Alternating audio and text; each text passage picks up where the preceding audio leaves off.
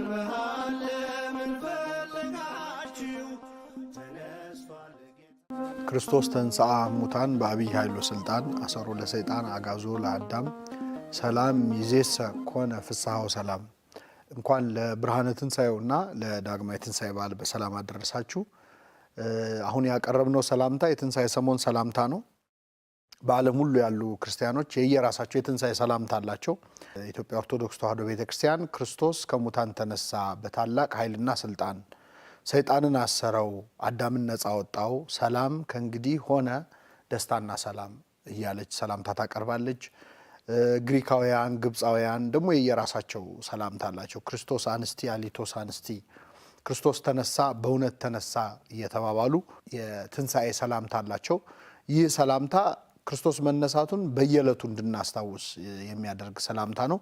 ለዚህ ያደረሰን አምላካችን ስሙ የተመሰገነ ይሁን።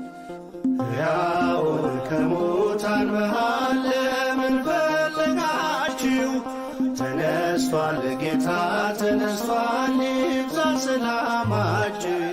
የዛሬው ዕለት እንግዲህ በቤተክርስቲያን ዳግማይ ትንሣኤ ተብሎ የሚከበር በዓል ነው። ክርስቶስ እንግዲህ የተነሳው አንድ ጊዜ ነው። ከአንድ ጊዜ በላይ አልተነሳም፣ ወይም ድጋሚ ተነሳ ለማለት አይደለም። በዛሬው ዕለት ሰላምታ የተሰጠበት ዕለት ነው። እንግዲህ ጌታችን ኢየሱስ ክርስቶስ በተሰቀለና በሞተ ጊዜ ሐዋርያት ደግሞ በወቅቱ በነበረው የአይሁድና የሮማውያን በጣም ጭካኔ የተሞላበት በክርስቲያኖችና በክርስቶስ ተከታዮች ላይ ያደርጉት በነበረው ክፉ ነገር ምክንያት በር ዘግተው ከቤታቸው በፍርሃት ተቀምጠው ነበረ እና በሩን በዘጉበት ስፍራ ክርስቶስ ከመካከላቸው ገብቶ ሰላም ለእናንተ ይሁን ብሎ ሰላምታ ከሰጣቸው በኋላ ኑ እዩኝ ብሎ ችንካሩን እንዲያዩ፣ እንዲዳስሱት፣ ቁስሉ እንዲዳስሱ አድርጎ መነሳቱን አሳያቸው። ይህን ባደረገበት ወቅት ግን ከሐዋርያት መካከል ቶማስ የተባለው ሐዋርያ በዚያ አልነበረም። ስለዚህ ክርስቶስ ተነሳ አየነው ብለው ሲነግሩት ካላየሁኝ በስተቀር አላምንም አለ። በአንድ ወገን የሰዱቃውያን ወገን ስለሆነ ነው ይላሉ ሊቃውንት። ሰዱቃውያን ትንሣኤ አያምኑም። ስለዚህ ቶማስም የክርስቶስን ትንሣኤ ለማመን ተቸግሮ ነበር ይባላል። በሌላ መልኩ ግን ሌሎች ሐዋርያት ክርስቶስን አየነው ተነሳ ብለው ሲያስተምሩ እሱ ወንድሞቼ አይተውታል ብሎ በምስክር ከሚናገር በግልጽ አይቻለሁ ቢል ይሻላል እና ካላየሁኝ አላምንም አለ። በዛሬው ዕለት ማለት ክርስቶስ በተነሳ በሳምንቱ በዝግ ቤት ተቀምጠው ሳለ ከመካከላቸው ተገኝቶ ሰላም ለእናንተ ይሁን አላቸው። ቶማስንም ሳያዩ ያመኑ ብፁዓን ናቸው፣ ያመንክ እንጂ ያላመንክ አትሁን ብሎ ወደ እሱ እንዲመጣ አደረገው። ወደ ችንካሬ እጆችን አግባ፣ ወደ ጎኔ አድርግ፣ ተመልከተኝ እኔ ነኝ አለው።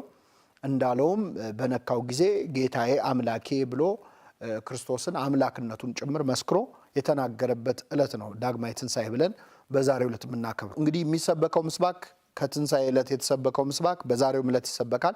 በመዝሙረ ዳዊት መዝሙር 77 ላይ እግዚአብሔር ከእንቅልፍ እንደሚነቃ ተነሳ፣ የወይን ስካር እንደተወው እንደ ኃያል ሰው የሚል ቃል አለ። ይህንን ዲያቆናት በዜማ በቅዳሴ መካከል ያዜሙታል። የክርስቶስን ትንሣኤ አስመልክቶ ከተነገሩ ትንቢቶች አንዱ የዳዊት መዝሙር ላይ ያለው መዝሙር 77:65 ላይ እግዚአብሔር ከእንቅልፍ እንደሚነቃ ተነሳ፣ የወይን ስካር እንደተወው እንደ ኃያል ሰው የሚለው ነው። እንግዲህ የክርስቶስ ትንሣኤ እና ሞት በዳዊት መዝሙር እንቅልፍና ስካር ተብሎ ተጠርቷል። እግዚአብሔር ከእንቅልፍ እንደሚነቃ ተነሳ ሲል የክርስቶስን መሞት እንቅልፍ ብሎታል። እንግዲህ ሞት በመጽሐፍ ቅዱስ በክርስቶስ ብቻ አይደለም፣ በአጠቃላይ እንቅልፍ ተብሎ ይጠራል። ሞት እንቅልፍ ተብሎ የሚጠራባቸው ብዙ ምክንያቶች አሉ። እንደ የተወሰኑትን ለማንሳት አንድ ሰው እንቅልፍ አለመተኛት አይችልም። በህይወት ዘመናችን ከምንኖረው እድሜያችን የሚበዛውን ተኝተን ነው የምናሳልፈው። ሰው ለአንድ ቀን ለሁለት ቀን እንደምንም ታግሶ አለመተኛት ይችል ይሆናል እንጂ ጭራሽ ሳይተኛ መኖር አይችልም። ሳይሞትም መቀጠል አይችልም። ከኛ አቅም በላይ ነው። የምንተኛውም የምንነሳውም በእግዚአብሔር ፈቃድ ነው። ሰው በፈለገ ሰዓት እንቅልፉን ማምጣት አይችልም። በፈለገ ሰዓት ከእንቅልፉን መንቃት አይችልም። እንደዚሁ ሞትም ትንሣኤም ከሰው አይምሮ ወይም ከሰው አቅም በላይ መሆኑን ለማሳየት ሞት እንቅልፍ ተብሏል። ሌላው ሞትን እንደ እንቅልፍ እንድናየው ነው። አሁን እኛ ብዙ ጊዜ በጣም የምንፈራው ሞትን ነው። ለምን? በቃ የመጨረሻ አድርገን ስለምናየው። በመንፈሳዊ አይን ሞት ጅማሬ ነው እንጂ ፍጻሜ አይደለም። የዘላለማዊ ህይወት መጀመሪያ ነው። ልክ አንድ ሕፃን ልጅ ከእናቱ ማህፀን እንደሚወጣው ከምድር ማህፀን ደግሞ የምንወጣው በሞታችን ቀን ነው። ስለዚህ ለዘላለማዊ ህይወት የልደት ቀን ይባላል። የበርዝዴይ ፎር ኢተርናል ላይፍ ይባላል። ለዘላለማዊ ህይወት የምትወለድበት ቀን ማለት በዚህ ምድር ላይ የምትሞትበት ቀን ነው። ስለዚህ ሞትን እንቅልፍ ብሎ መጽሐፍ ቅዱስ ደጋግሞ ጠርቶታል። ሌላው ሰዎች ሲሞቱብን ከጎናችን ወንድምታችን አባት እናታችን ሲለየን በሞት እንዴት ማየት እንዳለብንም ለማሳየት መጽሐፍ ቅዱስ ሞትን እንቅልፍ ብሎ ጠርቶታል። ለምሳሌ አንድ ሰው እንቅልፍ ቢተኛ ወይኔ ተኛ ብለን አናለቅስም። ደረታችንን አንደቃም፣ ጸጉራችንን አንነጭም፣ ጥቁር አንለብስም። ለምን? የተኛው ሰው ከእንቅልፍ መነሳቱ አይቀርም ብለን ስለምናስብ። የሞተም መነሳቱ አይቀርም፣ ምናልባት በእንቅልፍ ደረጃ ፍጥነት ላይ ኖረው ይችላል እንጂ። ስለዚህ ቅዱስ ጳውሎስ በተሰሎንቄ መልእክቱ አንቀላፍተው ስላሉት ተስፋ እንደሌላቸው እንዳታዝኑ፣ ምክንያቱም የተኛ ይነሳል ብላችሁ እንደምታስቡ የሞተም ይነሳል ብላችሁ አስቡ ብሎ ተናግሯል። በዚህ ምክንያት ሞት እንቅልፍ ተብሎ ተጠርቷል። የክርስቶስ ሞት በተለይ እንቅልፍ ይመስላል። ለምንድን ነው? እንግዲህ አባቶቻችን ይህንን ምስባክ በትንሣኤ ዕለት ሲያሰብኩ ምክንያታቸው የክርስቶስ ሞት ከእንቅልፍ ጋር በትክክል ስለሚያያዝ ነው። በስጋው ቢሞትም በመለኮቱ በመንፈስ ሕያው ነበር ክርስቶስ። የክርስቶስ ሞት እንቅልፍ እንዲባል አንዱ ምክንያት ክርስቶስ በስጋው ቢሞትም በመለኮቱ ሕያው ነው። በስጋ ሞተ በመንፈስ ግን ሕያው ሆነ ተብሏል እና እንደውም ከመጀመሪያው እንቅልፍ ተኚ ሰው ከአዳም ታሪክ ጋር በዚህ ማገናኘት እንችላለን። አዳም በገነት መካከል ተኝቶ ነበረ። የመጀመሪያውን እንቅልፍ ተኛ ይላል ቅዱስ ኤፍሬም ሶርያዊ በኦሪት ዘፍጥረት ትርጓሜው። እና አዳም ተኝቶ እያለ ከጎኑ አጥንትን አንስቶ ሔዋንን ፈጠራት። ከዚያ በኋላ አዲስ ሕይወት ተተካ ማለት ነው። ከአዳም ጎን ሔዋን ተገኘች። ይህ የመጀመሪያው አዳም ታሪክ በዕለተ ዓርብ ተፈጽሟል። ለሁለተኛው አዳም ለክርስቶስ ማለት ነው። አዳም ተኝቶ እያለ እንቅልፍ ወስዶት ሳለ ከጎኑ በተገኘችው አጥንት ሔዋን እንደተፈጠረችና የብዙሃን እናት እንደሆነች የሁላችን እናት እንደሆነች ክርስቶስ በዕለተ ዓርብ እርቃኑን በተሰቀለበት ሰዓት በሞተ ሰዓት ከጎኑ ደምና ውሃ ፈሶ ነበረ። የፈሰሰው ደምና ውሃ የሁላችን እናት የሆነች ጥምቀት ቤተክርስቲያን ተገኝታለች። ስለዚህ የክርስቶስ ሞት እንቅልፍ ተብሎ ተጠርቷል። ሁለተኛው ስካር ተብሎ ተጠርቷል። እግዚአብሔር ከእንቅልፍ እንደሚነቃ ተነሳ፣ የወይን ስካር እንደተወው እንደ ኃያል ሰው ይላል። የክርስቶስ ሞት ለምንድን ነው ስካር ተብሎ የተጠራው ሲባል ክርስቶስ እንግዲህ ሰክሮ ጠጥቶ አይደለም።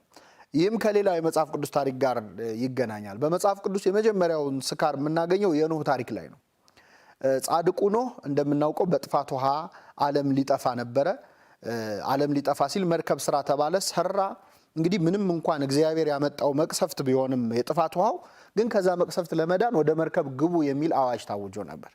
ከዛ ከጥፋት ውሃ በኋላ ኖህ በምድር ላይ ገበሬ ሆነ፣ ወይን ተከለ፣ ጠመቀ፣ ጠጣ ይላል። ሲጠጣ ሰከረ ይላል። እንግዲህ ኖህ እንደው የለመደ ሰካራም ሆኖ አይደለም፣ ግን ጠጥቶ ማቅሰው ገና ሲቀምስ እንደው ከአቅሙ በላይ እንደሚሆነው ኖህ እርቃኑን እስኪሆን ድረስ ሰከረ። ስለዚህ እርቃኑን ጥሎ ወደቀ። እርቃኑን ጥሎ በወደቀ ጊዜ ልጆቹ መጥተው የኖህን እርቃን መሆን መመልከት ጀመሩ። የመጀመሪያ ያየው ካም የተባለ ልጁ ነው። አይቶ ሳቀበት። ወንድሞቹን ሄደና ኧረ አባታችሁ እርቃኑን ሆኗል ብሎ በቀልድ በፌዝ መልክ አሳያቸው። እነሱ ግን አይናችን የአባታችንን እርቃን አያይም ብለው ልብሳቸውን ነጠላቸውን ጫፍ ጫፉን ይዘው ወደ ኋላ ሄደው የአባታቸውን እርቃን ሸፈኑት ይላል። ኖህ ሲነቃ እርቃኑን የሸፈኑትን መረቃቸው፣ እርቃኑን የገለጠውን ካም ረገመው። እንግዲህ ይህ ታሪክ ወደ ክርስቶስ ስናመጣው በትክክል ኖህ የክርስቶስ ምሳሌ ነበረ። ኖህ ጠጥቷል፣ ሰክሯል። ክርስቶስ ሰከረ ይባላል፣ ግን የሰከረው በመጠጥ አይደለም፣ በሰው ልጅ ፍቅር ነው። ኖህ የጠጣው ጠጅ ነው፣ ክርስቶስ ግን የጠጣው ጽዋ ሞት ነው። አባቶ ብትወድስ ይቺ ጽዋ ከኔ ትለፍ፣ ነገር ግን ያንተ ፈቃድ ይሁን እንጂ የኔ አይሁን ብሎ በዕለተ ሐሙስ ጸልዮ በዕለተ ዓርብ የጠጣው ጽዋ ሞትን ጽዋ ነው። ስለዚህ ኖህ በመጠጥ ጽዋ ጠጥቶ እንደሰከረ ክርስቶስ ደግሞ በሰው ልጅ ፍቅር እርቃኑን በመስቀል ላይ ተሰቀለ። ኖህ እርቃኑን በሆነ ጊዜ ካም መጥቶ እንዳፌዘበት አይሁድ የክርስቶስን እርቃን እያዩ መጥተው ዘበቱበት፣ ራስህን አድን እያሉ ቀለዱበት። ሴምና ያፌት የኖህ እርቃንን እንደሸፈኑ ደግሞ ፀሐይ፣ ጨረቃ፣ ከዋክብት የክርስቶስን እርቃኑን ሸፍነውታል። ፀሐይ ጨልማለች፣ ከዋክብት ጨልመዋል፣ ጨረቃ ደም መስላለች ማለት ነው። ስለዚህ የክርስቶስ ሞት እንቅልፍና ስካር ተብሎ የተጠራው በዚህ ምክንያት ነው ማለት ነው። እግዚአብሔር ከእንቅልፍ እንደሚነቃ ተነሳ የተባለው ለዚህ ነው። ከሙታን መሃል ለምን ፈለጋችሁ? ተነስቷል ጌታ ተነስቷል፣ ይብዛ ሰላማችሁ። እንግዲህ በዚህ በትንሣኤ ሰሞን ቤተክርስቲያን የተነሳበትን ዕለት ጀምሮ ለ50 ቀናት ነው የክርስቶስን ትንሣኤ የምታከብረው። ያንን 50 ቀን ግን እንደ አንድ ቀን ነው ቤተክርስቲያን የምትቆጥረው፣ ልክ ዛሬ እንደተነሳ ዕለት ማለት ነው። በዚህ ምክንያት ለሚመጡት 50 ቀናት አርብም ረቡዕም ሳይቀር አይጾም፣ ጾም የለም። ጾም የማይጾመው ከዚህ በፊት ጾመዋልና ተጎድተዋል አሁን ትንሽ ይጠገኑ ተብሎ አይደለም። ዓላማው ምንድነው?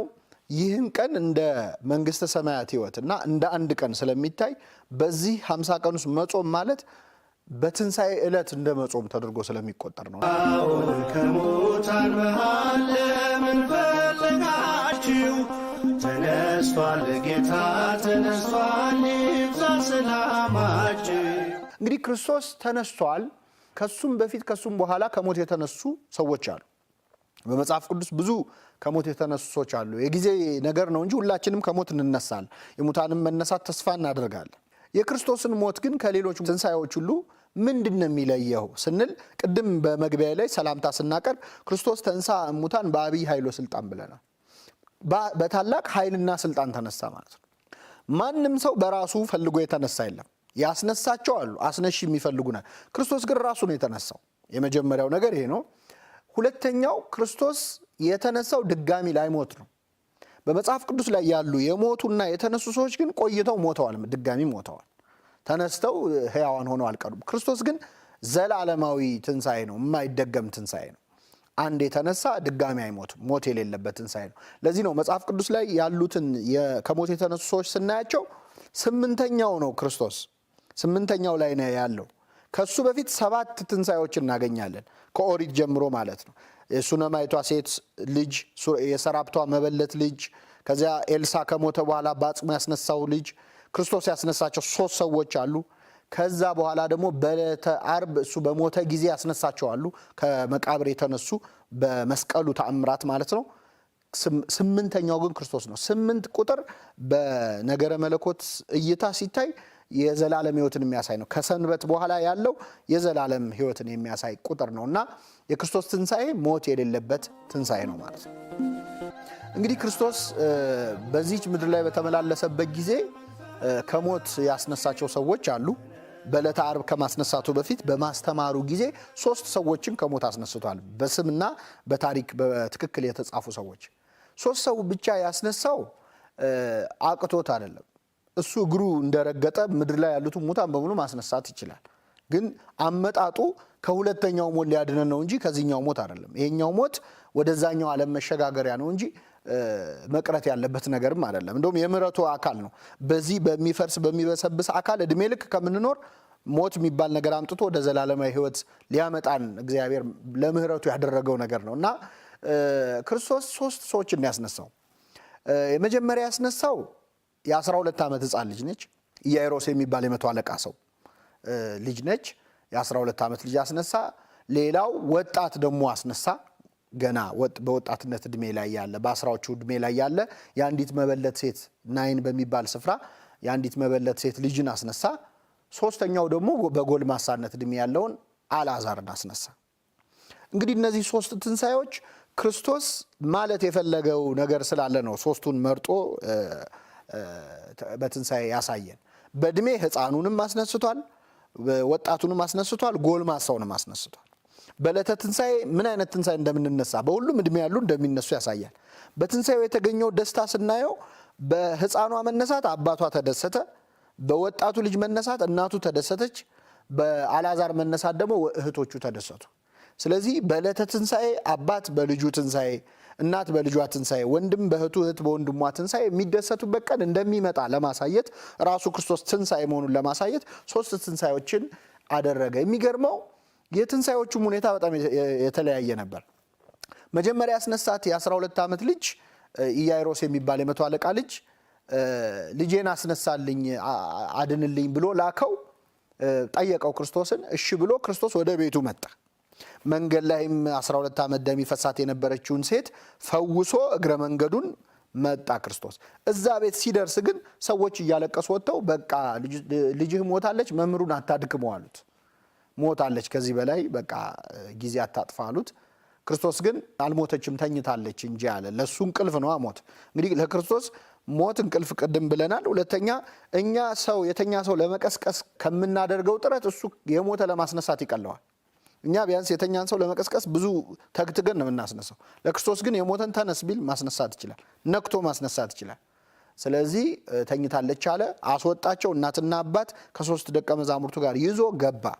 ከዛ ተነሽ አላት፣ ወዲያውኑ ተነሳች። ምግብ ስጧት አለ፣ በላች ማለት ነው። እንግዲህ ለሷ ለቅሶ የተነፈረ ንፍሮ የበላች ልጅ ነች ማለት ነው። በ12 ዓመቷ ከሞት አስነሳት። ቤት ውስጥ እያለች ነው ያስነሳት። ሁለተኛ ያስነሳው ልጅ ደግሞ ሊቀብሩት መንገድ ላይ ይዘውት ሲሄዱ ከከተማ ሲወጡ ቀባሪዎቹ አሉ። እናቱ ከኋላ እየተከተለች እያለቀሰች ነበር። ክርስቶስ ከመንገድ አስቆማቸው። እድለኛ ሟች ነው። ትንሣኤ መንገድ ላይ ጠበቀው። ክርስቶስ ትንሣኤ ነው፣ ሕይወት ነው እና እናቱ እያለቀሰች ቀባሪዎቹ እየተከተሏት ሲሄዱ ከመንገድ አስቁሞ ተነስ አለው፣ ዳሰሰው፣ ተነሳ ይላል። ይህ ሁለተኛው ትንሣኤ። ሶስተኛው ትንሣኤ የአልዓዛር ነው። የአልዓዛር ደግሞ ከተቀበረ 4 ቀኑ ነው። 4 ቀኑ ነበር። ድንጋዩን አንሱት አላቸው። ኧረ ይሸታሃል ጌታ ሆይ 4 ቀን ሆኖታል እያሉት አስነሳው እና አልዓዛር ውጣ አለው፣ ከነመግነዙ ወጣ ይላል። እነዚህ 3 ታሪኮች በእኛ ሕይወት ውስጥ ትርጉም ስላላቸው ነው፣ መልእክት ስላላቸው ነው ያነሳሁት። እንግዲህ ትንሣኤ ሲባል የግድ ከሞት ብቻ አይደለም። ሞት 3 አይነት ነው። አንደኛው ሰው እዚህ ምድር ላይ ያለ የሚሞተው ሞት አለ። ይኸው ምንድነው? ሕይወቱ በኃጢአት በክፉ ነገር ውስጥ ከገባ ቢኖርም እንደሞተ ነው። መጽሐፍ ቅዱስ ደጋግሞ ስለዚህ ነገር ይናገራል። ነፍሳችንን የማናስብ፣ በጎ ስራ የማንሰራ፣ ለሌላው የማናስብ ግለኞች፣ በክፉ ስራ ላይ የተሰማራን ከሆንን በሕይወት ብንኖርም እንደሞትን ነው የሚቆጠረው። የመጀመሪያው ሞት እሱ ነው። ሁለተኛው ሞት በስጋ የሚሞተው ነው። ሶስተኛው ሞት የመጨረሻው ሞት ኩነኔ ነው። ከነዚህ ሞቶች ውስጥ የመጀመሪያው ሞት ብዙዎቻችን ይመለከታል።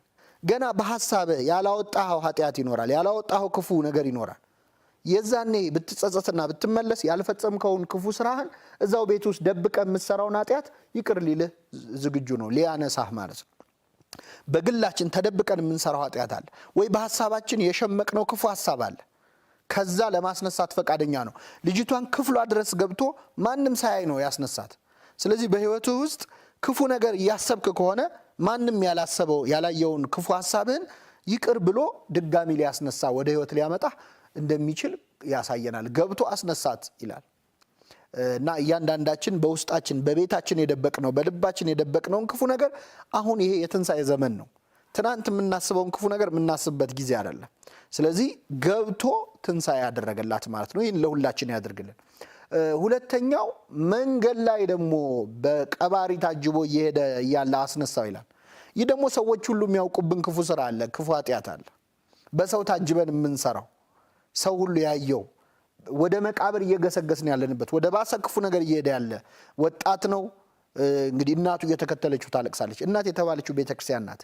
እንግዲህ ሁላችን እናት ናት፣ በጥምቀት ወልዳናለች። ስለዚህ አንድ ሰው ወደ ክፉ ስራ በሄደ ቁጥር እየተከተለችው ታለቅሳለች።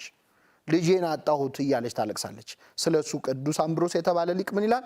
አንተ በንስሐ መመለስ ቢያቅትም ቤተክርስቲያን ግን አንተን እየተከተለች ታነባለች። ሰው ቀባሪህ ብዙ ሊሆን ይችላል። ወደ ክፉ ስትሄድ የሚፈርድብህ ሰው አለ። እሱ ክፉ ነው ብሎ በኃጢአት የሚወስንብህ ሰው አለ።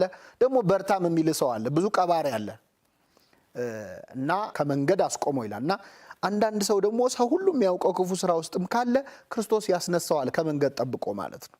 ሁለተኛው ትንሣኤ የተባለው መንገድ ላይ ያለውን አገር ያወቀውን ኃጢአት ነው። ሶስተኛው 4 ቀን የሆነውን ሬሳ ነው። ይሄ ደግሞ ማለት በክፉ ስራ ለምንደነው ተዋህዶን ጨርሰን እንደፈረስን እንደበሰበስን እስኪቆጠር ድረስ ህይወታችን በጣም የተበላሸ ነው። ይህ ማለት ክፋቱን በደንብ ተለማምደ ነው ይሸታል እስኪባል ድረስ። አልዓዛር እንደዛ ነበር። 4 ቀን ሆኖታል። መቃብሩ ተዘግቷል። ክፈቱት አለ ክርስቶስ። ጌታ ሆይ ይሸታሃል አሉት ይላል። ክርስቶስ ግን ክፈቱት ብሎ አልዓዛር ውጣ ብሎ ጠራው ይላል። በተለምዶ የሞተን ሰው በስሙ የሚጠራው ሰው የለም። ሬሳው ወጣ ነው እንጂ የሚባለው እገሌ ወጣ። የፈለገ ብንወደው እኮ ልክ ሲሞት እንፈራዋለን። ሲሞት እንፈራዋለን። ሬሳ አጠገቡ መሆንም አንፈልግም። ሬሳ ማለት ነው የበሰበሰን ነገር ነው። አስከሬን ማደሪያ ማለት ነው። ትንሽ የተሻለው ስም ነው። በስሙ ግን አንጠራው። አልዓዛር ብሎ ጠራው። ይሄ ደግሞ ምንድነው? በክፋት ህይወት ውስጥ በመጥፎ ህይወት ውስጥ በኃጢአት ህይወት ውስጥ ያለህ ብትሆንም እግዚአብሔር ግን በስም ይጠራል። ሰዎች ይሸታል ብለው አይ እሱ በሱስ የተበላሸ ሰው ነው፣ እሱ እንደዚህ የተበላሸች ነች፣ ተስፋ የለውም ብለው ይሸታል ቢሉት እንኳን አይሰማም። ውጣ አለው፣ ወጣ። ከነመግነዙ ወጣ ይላል። ይሄ ደግሞ ለእያንዳንዳችን የሚያስፈልገንን ትንሣኤ የሚያሳይ ነው። እንደ ሀገርም እንደ ግለሰብም አሁን ይሄ ዘመን በጣም የትንሣኤ ዘመን ነውና ክርስቶስ እነዚህን ሁሉ ትንሣኤዎች አድርጓል። በራሱ ጊዜ ግን የተነሳው በስልጣኑ ነው። በዚህ ምክንያት ክርስቶስ ተንሥአ እሙታን በአብይ ኃይሎ ስልጣን እንላለን። ሕያውን ከሙታን መሃል ለምን ፈለጋችሁ? ተነስቷል ጌታ ተነስቷል፣ ይብዛ ሰላማችሁ። እንግዲህ የጌታ ትንሣኤ ሌላው የቅድም መጀመሪያ ላይ ማንሳት እንደሞከርኩት የንስሐ ወቅትም ነው። ትንሣኤ ማለት ለእያንዳንዳችን ነው። ሆነን ለመናገር ሞቶ መነሳት በኋላ ተስፋ የምናደርገው ነገር ነው። አሁን ላለንበት ህይወት ግን ትንሣኤ ማለት ሰው በህይወቱ ካለበት ከማንኛውም ክፉ ነገር ወደ ደግ ነገር መምጣቱ ነው። ሙት ማስነሳት ማለት ነው። ቅዱስ ዮሐንስ አፈወርቅ የተባለው ታላቅ የቤተ ክርስቲያን ሊቅ ምን ይላል?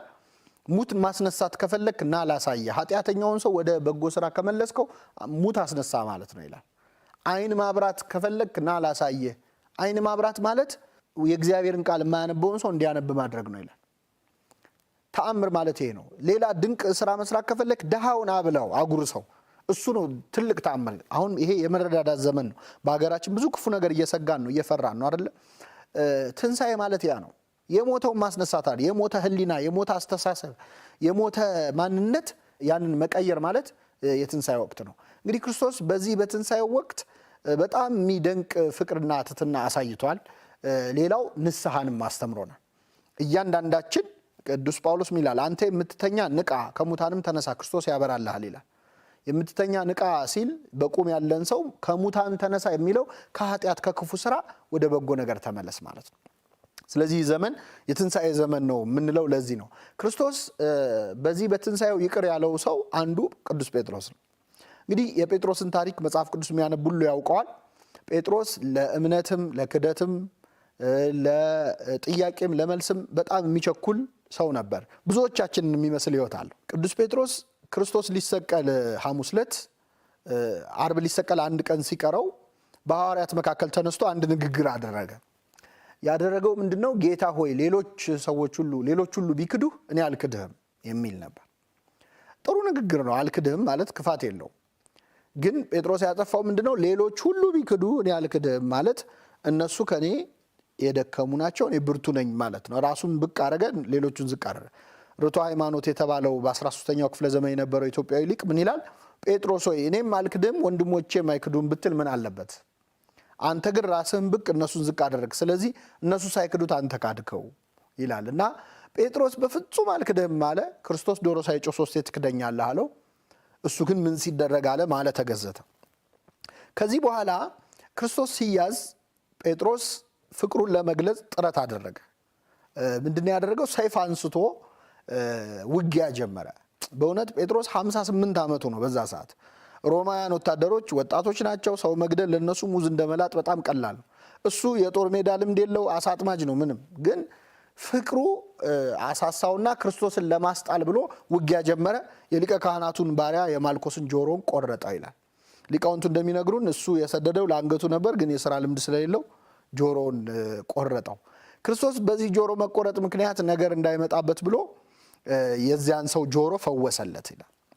የማልኮስን ጆሮ እዚህ ላይ የምናስተውለው መሬት ላይ ጆሮ ፈልጎ አንስቶ ገጠም አይልም። አዲስ ጆሮ ነው የሰጠው። ነገሩ ብዙ ክፉ ነገር ሲሰማ የኖረበት ጆሮ ምንም አያደርግለትም። እንደው እግዚአብሔር የሁላችንም ጆሮ ይቀይርልን። አንዳንዴ መጥፎ ነገር ሰምተን አይምሯችን ቆሽሾ የህሊና ንጽህናችን ቆሽሾ ጥሩ ነገር እንኳን ስንሰማ በጎ ነገር ሊሰራ ነው እንኳን ሲባል አይ ከጀርባ የሆነ ነገር አለ እንላለን። ይሄ የቆሸሸ ጆሮ ማለት ነው። እና የዛን ጆሮ ፈወሰለት።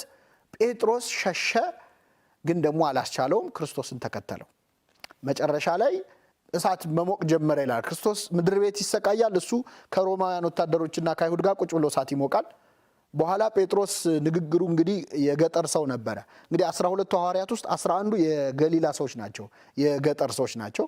ይሁዳ ነው የከተማ ሰው። እና 11ዱን አነጋገራቸው ስለሚያስታውቅ አንተ ከሱ ጋር አልነበርክ ብለው በጣም አጣደፉት። ክርስቶስን አላውቀውም ብሎ ማለ ተገዘተ፣ ካደ ማለት ነው። እንግዲህ ዶሮ ጮኸ፣ ጴጥሮስ ወጥቶ ተጸጸተ። ይህን ታሪክ ለምን አነሳሁት? ክርስቶስ ጴጥሮስን ይቅር ብሎታል ወይ? ከትንሣኤ በኋላ ያጠፋውን ጥፋት ስንል ብሎታል። ይቅር እንዳለው ሁለት ነገሮችን ምሳሌ አድርገን ማሳየት እንችላለን። አንደኛ በተነሳ ጊዜ መላእክትን ልኮ ክርስቶስ አብስሯቸው ነበር ለሴቶቹም ለሐዋርያቱም እና ምንድነው የጌታ መልእክት? ሂዱና ለደቀ መዛሙርቴ ለጴጥሮስም ጭምር ጌታ ተነስቷል ብላችሁ ንገሩልኝ አለ። ጴጥሮስም በስሙ የጠራው ለምንድነው? ሐሙስ ዕለት ስለካደው አይ እሱ አይመለከተውም ብለው ሶስቴ ክዶታል ብለው ይሰርዙታል። እኛ ሰው ከመዝገብ ላይ ለማጥፋት በጣም ነው የምንቸኩለው። ስለዚህ ስላወቀ ጴጥሮስንም ቢሆን ጥሩልኝ ብሎ በትንሳኤው ጠራው። ትንሳኤ የምህረት ወቅት ነው። የሚገርመው እኛ ብንሆን አሁን በችግራችን ቀን የከዳንን ሰው በደስታ ቀን አንጠራው። ክርስቶስ ግን በሐዘኑ ቀን የከዳውን ጴጥሮስ በደስታው ቀን በእርግጥ በእኛ ባህል አንዳንዴ የምንጠላውንም ሰው በደስታችን ቀን እንጠራለን። ቅጥል ይበል ብለን እንደው ይበሳጭ ብለን ግን እንደው በጠቅላላው ካየነው ክርስቶስ ጴጥሮስን ጠራው ወደ ትንሳኤው። የመጨረሻው ደግሞ ሲገናኙ በገሊላ ባህር አሳ እያጠመዱ ነበር፣ አላገኙም። ጌታ መጥቶ የዮና ልጅ ስምዖን ሆይ ብሎ አናገረው። 3 ጊዜ ትወደኛለህ ብሎ ጠራው። አንተ ለሐዋርያነት መርጬህ እንዴት ትክደኛለህ? እንዴት አላውቅህም ትለኛለህ ብሎ በሚቆጠቁጥ ቃል አልተናገረው፣ በፍቅር ቃል ነው የተናገረው። እና ጴጥሮስ እንደውም ትወደኛለህ ብሎ ሲጠይቀው ጌታ ሐሙስ አልክድህም ሲል እንዳልነበር አሁን እወድሃለሁ ማለት ፈራ። እንኳን አልክድህም እንኳን ሌላ ፉከራ ለመናገር እወድሃለሁ የምትለው ቃል አስፈራቸው። ስለዚህ ጌታ ሆይ እንደምወድህ አንተ ታውቃለህ አለ። በጎቼን ጠብቅ፣ ግልገሎቼን ጠብቅ፣ ጠቦቶቼን አሰማራ ብሎ የበለጠ ሾመው እና ቂም በቀል መተው እንዳለብን ትናንትና እንዲያርጎኛል ትናንት እንዲያርጋኛለች ብለን ሁኔታዎች ሲመቻቹልን ሰዎችን የምናጠቃ ያስታወስን። እንግዲህ ትንሳኤ ስቅለት ሲባል ተግባራዊ ይሁን ከተባለ የኛ ህይወት ላይ ነው። አንተ ትናንት የበደለህን ሰው ቀን ጠብቀህ ዛሬ ልክ አስገባዋለሁ የምትል ከሆነ ሙት ነህ። ትንሳኤ አይመለከትህም አንተን ማለት ነው። ክርስቶስ ጠብቆ መበቀያ አይደለም ያደረገው። ጠብቆ ጴጥሮስን አላሸማቀቀውም። የይቅርታ የምህረት ዘመን ነውና እግዚአብሔር ይህንን ነገር ለኛ ያመጣው ለዚህ ነው። ትንሳኤውን ካሰብን አይቀር ይህን የምትሰሙ ሰዎች ምናልባት የሆነ የተቀየማችሁት ሰው ሊኖር ይችላል። የሆነ ማታናግረው ሰው አይ የሱ እንኳን በቃ የሱ ነገር ምንለው ሰው ይኖራል። በጣም ምንጠላው ሰው፣ ምንመረርበት ሰው እንደዚህ ሆነ እንዴት ትንሳኤ እናከብራለን? ትንሳኤ በሞት ይከበራል እንዴ? አይከበርም። ስለዚህ ይቅርታ ማድረጊያ ዘመን፣ መተዛዘኛ ዘመን፣ ለሌላው ማሰቢያ ዘመን ነው። ትናንት የነበሩ ክፉ ነገሮችን ማድረግ ማንቀጥልበትና አዲስ ህይወት የምንጀምርበት ትንሳኤ ማለት ያ ነው። ከሞት መነሳት ማለት ከክፉ ነገር መላቀቅ ማለት ዋና ዓላማው የተሻለ በጎ ነገር ለመስራት ነው። ክርስቶስ በ40 ቀናት ውስጥ በጣም ብዙ በጎ ነገሮች ሰርቶ ቤተክርስቲያንም መስርቶ ነው ወደ ሰማይ ያረገው። ስለዚህ እግዚአብሔር ቢያስነሳን ደግሞ የሌላ የነበሩ ክፉ ነገሮቻችንን አራግፈን የምንነሳበት ዘመን እንዲሆን ነው የምንመኘው። እንግዲህ ዘመነ ትንሳኤን ለኛም ዘመነ ትንሳኤ ያድርግልን። እግዚአብሔር በቸርነቱ ይርዳን። እግዚአብሔር ይስጥልን። ያው ከሙታን መሃል ለምን ፈለጋችሁ? ተነስቷል ጌታ ተነስቷል።